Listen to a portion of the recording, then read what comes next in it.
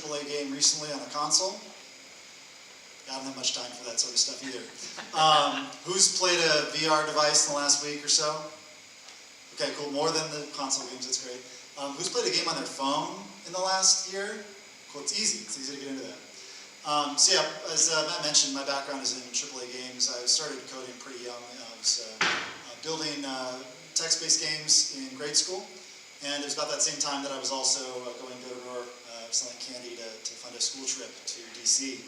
That kind of combination of develop and build things and also sell things really pushed my spirit towards the games industry early on. I was fortunate to work with Sony right out of the gate, and then some other really incredible titles over my tenure, both in terms of the people I work with, which the games industry has some of the best people I've ever worked with, and in terms of the innovations that I was fortunate to be a part of.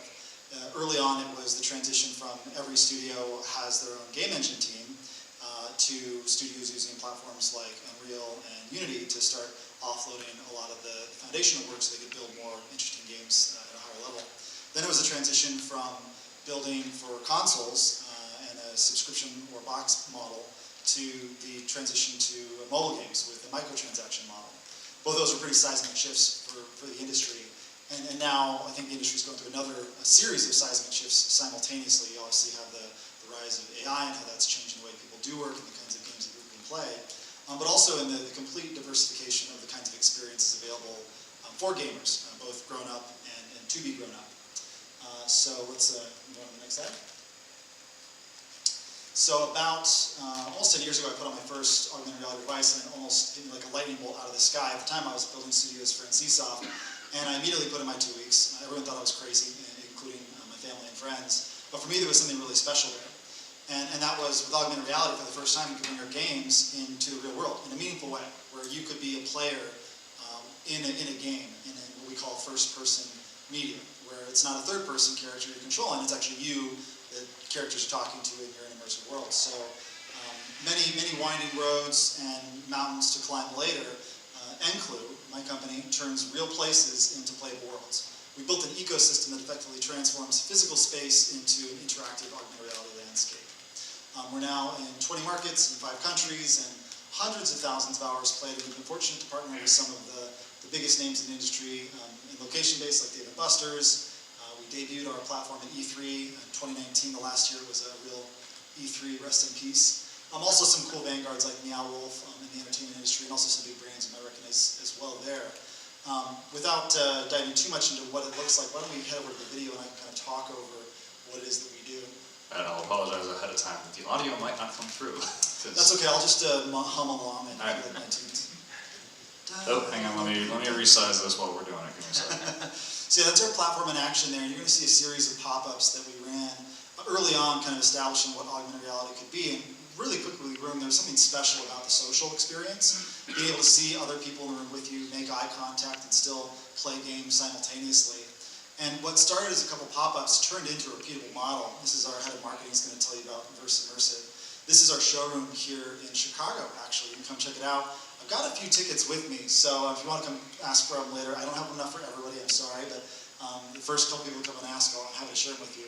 What this is it's a repeatable augmented reality theater model. So people are buying tickets to this, just like you would for a theater, and they're coming to experience it like a movie, but it's interactive, it's gameplay. So it's part cinematic, it's part first-person adventure game. We have a series of different first-party titles that we've developed, and we're now operating at the scale where we're welcoming solicitation for external developers to submit their content for launching in our theater chain. As I mentioned, with 20 of them out there, we're starting to grow pretty big. We're adding a new one about every 2 weeks. We just opened one in Palm Springs. It's actually at a movie theater. A lot of them are at family entertainment centers, but we range from malls to you name it. People are enjoying social experiences, out-of-home entertainment, things they can't replicate in their own houses. As it mentions right there, it's great for date night, great for family members. It's great for the grown-up gamer.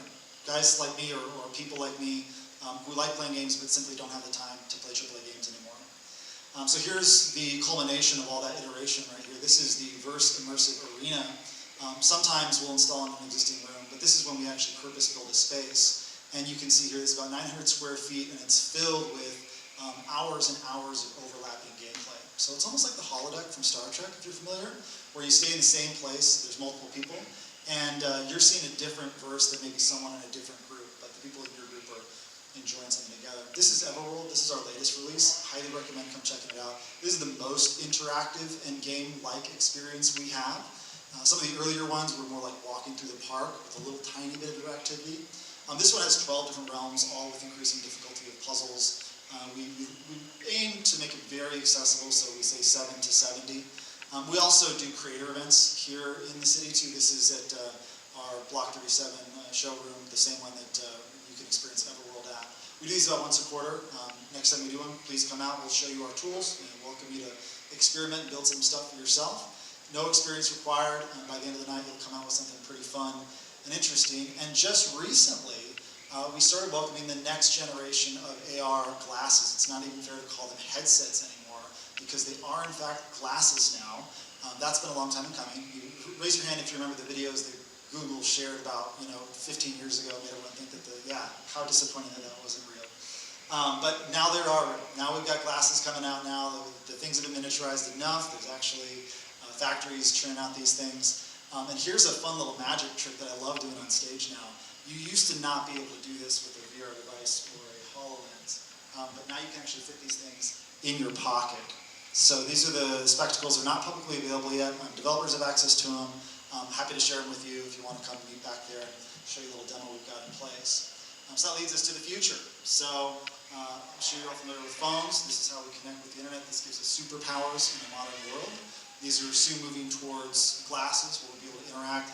First in entertainment use cases and media use cases, social use cases. That's why I'm super bullish on Snap, because they really understand what it means to socialize new kinds of hardware like this. But very soon, the entire world is going to turn into an interactive canvas. And it's going to be not me or my company that builds the software or the content that goes on top of the whole world. It's going to be all of us. We're going to need a lot of help, and a lot of people are going to build a lot of really cool stuff. And it's a very exciting time to play in augmented reality. So if you want to learn more about what we're up to or what the possibilities are in augmented reality, happy to chat with you back there, and also happy to give you a demo of the pre-release spectacles, which I'm super fan of. Thank you.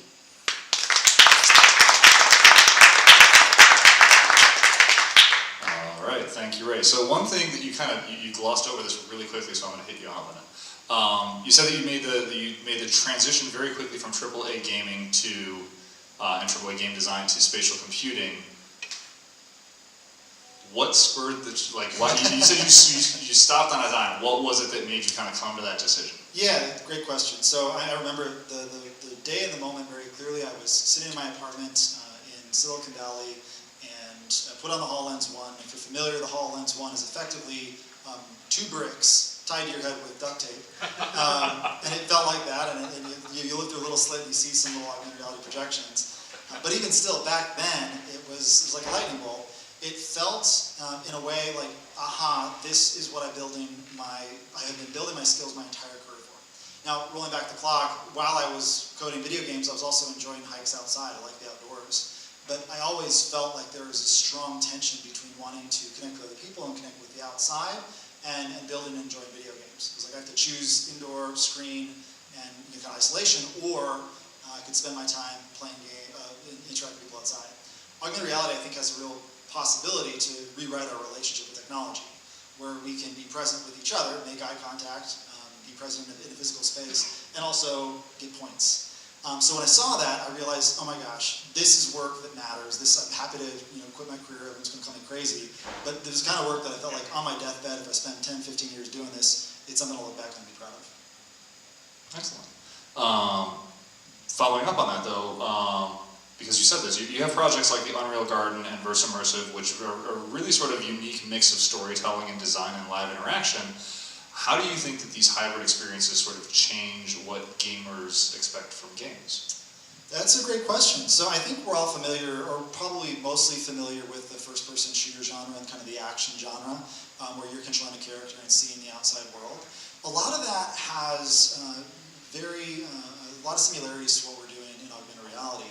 But with augmented reality, you have a scenario where every player is their own cinematic director in such a profound way, because sightlines really matter when you're controlling the camera.